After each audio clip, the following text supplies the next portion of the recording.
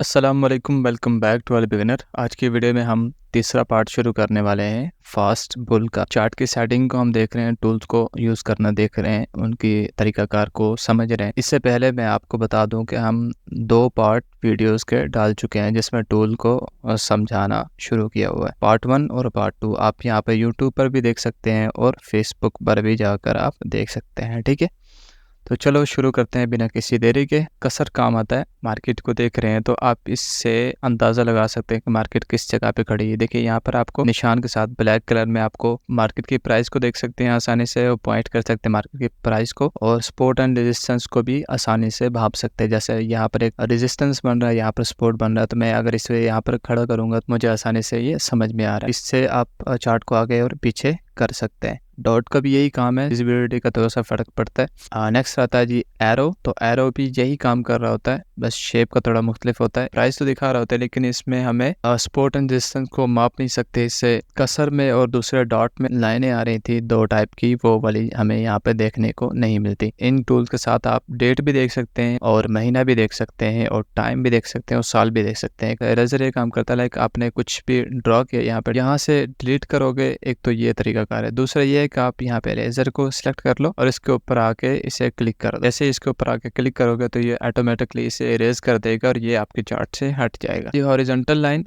Line हमें support and resistance को मापने के लिए इस्तेमाल करते हैं। वर्चुअल लाइन किस काम आती है? वर्चुअल लाइन हमें किसी भी टाइम पर जाकर किसी की डाटा को देखना होता है। लाइक देखो, मैं इस वक्त H4 में खड़ा हूँ और यहाँ पर जहाँ पर मैंने ये लाइन लगाई है, इस एरिया को मैंने देखना है छोटे टाइम फ्रेम में जाके। M5 M15 कैंडल के साथ इसे देखना है, तो फिर मुझे इस एरिया को निशानजद करना पड़ता है इस लाइन के साथ, ताकि ये एरिया गुम ना हो जाए और मैं यहाँ पर अपना एनालिसिस कर सकूं। नेक्स्ट आ जाते हैं हमारे पास कसर लाइन। हमें हॉरिजॉन्टल भी बता रही होती है सपोर्ट एंड रेजिस्टेंस, और वर्टिकल भी हमें बता रही होती है इसकी पोजीशन। नेक्स्ट आ जाता है ट्रेंड लाइन।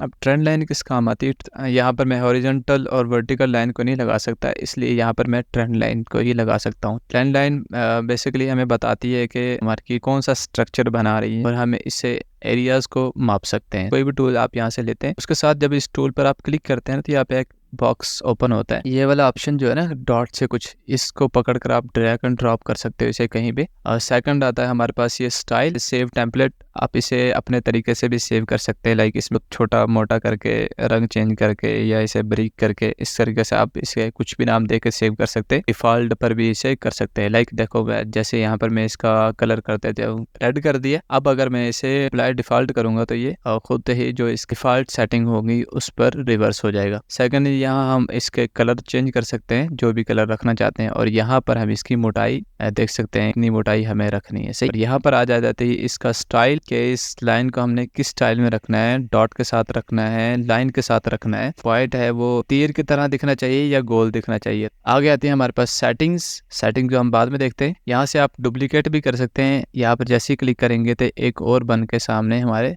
शो हो जाएगी। मैंने इसको लॉक कर दिया। अब इसको हिला रहा हूँ ना, ये हिल रही है। अगर इसको हिलाऊंगा ये नहीं हिलेगी। मैं जितना मर्जी पकड़ के इसे हिलाऊं ये हिलेगी नहीं। ठीक है, यानी कि जिस वक्त आप एनालिसिस कर रहे हैं और आप नहीं चाहते कि जो एनालिसिस आपने किए हैं वो ख़राब हो जाएं, तो उस सूरत में ये काम आती है। ठीक है, इसको अनलॉक भी कर सकते हैं, यहाँ से आप डिलीट कर सकते हैं इसे। सेटिंग में चले जाते हैं। सेटिंग में हमें क्या दिखाता है? एक्सटेंड मतलब इसे आपने लेफ्ट साइड पे बढ़ाना है, राइट साइड पे बढ़ाना है, या मिडल में एक पॉइंट और देना है। ठीक, या प्राइस लेवल लगाना है। इसका प्राइस लेवल मैं आपको दिखा देता हूँ। अभी ये वाले जो आपको नजर आ रहे हैं हरे कलर में, ये प्राइस लेवल है। अपर साइड पे क्या प्राइस आ रही है इसके, और लो साइड पर क्या प्राइस आ रही है, यहाँ पर आपको प्राइस दिखा रहा है। प्राइस रेंज देख सकते हैं, परसेंटेज में चेंजिंग देख सकते हैं आप, चेंज पॉइंट आप इसे एक्सप्लोर करके देख सकते हैं। ठीक, डेट एंड टाइम भी आपको मिल जाएगा, यहाँ पे डिस्टेंस मिल जाएगी, एंगल क्या चल रहा है, ऑलवेज स्टेटस आपने शो करवाने हैं। जो भी आपने यहाँ पर लगाया ना, ये ऑलवेज हमेशा ही ओपन रहेगा। और अगर इसे आप बंद कर देते हैं तो फिर ऐसा होगा कि जब भी आप उसके ऊपर कसर लाएंगे तभी वो शो होगा, उसके अलावा शो नहीं होगा। ये अभी अनलॉक है, और इसे जो भी चीज़ें आप यहाँ पर दिखाना चाह रहे हैं वो आप राइट साइड पे, लेफ्ट साइड पे, सेंटर में दिखाना चाह रहे हैं, क्या करना चाह रहे हैं, सही वो यहाँ पे आप देख सकते हैं। यहाँ पे टाइम फ्रेम है, किस टाइम फ्रेम में ये ट्रेंड लाइन दिखनी चाहिए, या कोई भी टूल आप यूज़ कर रहे हैं तो वो किस टाइम फ्रेम में दिखना चाहिए, यहाँ पर आपको सारी चीज़ें मिल जाएंगी। ये थी इसकी छोटी सी सेटिंग्स। अगले टूल की तरफ चल देते हैं। वो क्या काम करता है? ये भी ट्रेंड लाइन की तरह है, बस इसमें ये फ़र्क है, इसका एक साइड हमारे कंट्रोल में होता है, दूसरा साइड हमारे कंट्रोल में नहीं होता। अब देखो यहाँ पे कितना ये बड़ा हुआ है। इसे अब पता नहीं कब यूज़ करना पड़ता है, बट मैं तो ज़्यादा ट्रेंड लाइन को यूज़ करता हूँ क्योंकि दोनों साइड हमारे कंट्रोल में होते हैं उसके। अगर आप बढ़ाना चाहते हो तो उसमें से भी आप उसका राइट और लेफ्ट बढ़ा सकते हो। हॉरिजॉन्टल लाइन लगा रहे हैं आप नहीं चाहते कि ये सारा आगे तक फैल जाए, क्योंकि आप चाहते हैं कि ये सिर्फ इस तरफ ही रहे। तो आपने यहाँ पर जहाँ पर भी लगाना है आपने वहाँ पे छोड़ दो और इसे, और या सिर्फ आपको इस तरफ ही दिखेगा, पॉइंट से आगे ये हॉरिजॉन्टल ड्यू लाइन नहीं दिखेगी, ठीक है। इन्फो लाइन क्या करती है, ये भी एक ट्रेंड लाइन की तरह है, बस इसमें इन्फॉर्मेशन ऐड हो जाती है। अब यहाँ पे यहाँ पर आपको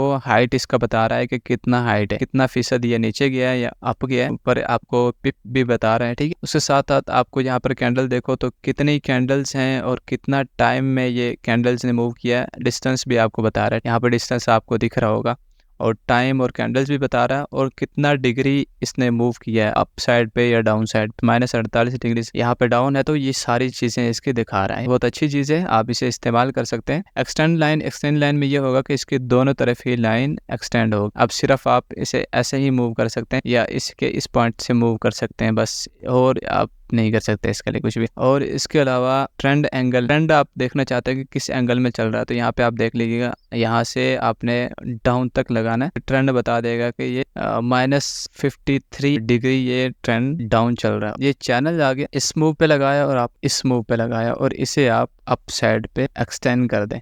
अब ये आपको खुद से ही बना के दे देगा, आपको बार बार ट्रेंड लाइन ड्रॉ करने की ज़रूरत नहीं पड़ेगी। लीनर के नाम से अगर इसी को मैं लगाता हूँ कहीं पे, अब जैसे मैं यहाँ पर क्लिक करूँगा ये जो पॉइंट होंगे एडजस्ट करने की कोशिश करेगा, आपको लगाने की ज़रूरत भी नहीं पड़ेगी, सही। बट इस सूरत में होता है कि कुछ एजेस रह जाते हैं जिसकी वजह से आपको गलत ट्रेड भी हो सकती है, बट आप अपने हिसाब से एडजस्ट कर सकते हैं। नेक्स्ट आ जाता है हमारे पास फिबोनाची कैसे काम करती है। फिबोनाची ऐसे काम करती है, जहाँ से गिरी है मार्केट वहाँ पर लगाना है और नेक्स्ट पार्ट हमारा होगा जहाँ तक गिरी है, अब वहाँ तक लगा देना है आपने। और आपने नेक्स्ट देखना है कि ये तो रिवर्स पे देखते हैं कि ये कितना % नीचे गिरी है। ये जो पॉइंट है 60, 38, 50, ये पॉइंट जो है ये बहुत अच्छे स्ट्रॉन्ग लेवल होते हैं। देख सकते हो 38, यहाँ पे देखो, यहाँ पर जब जैसे ही उठा और मार्केट दोबारा से यहाँ पर अच्छा मूव देना शुरू कर दी। यहाँ पर देख लो दोबारा से जब ये यहाँ से गया है वापस और यहाँ पे फिर दोबारा 38, 50 पर आया और यहाँ से अच्छा मूव दी। इस तरीके से आप इसे यूज़ कर सकते हैं, ये काफ़ी हेल्पफुल होता है। फिर प्रोजेक्ट्स ऐसे काम करता है, लाइक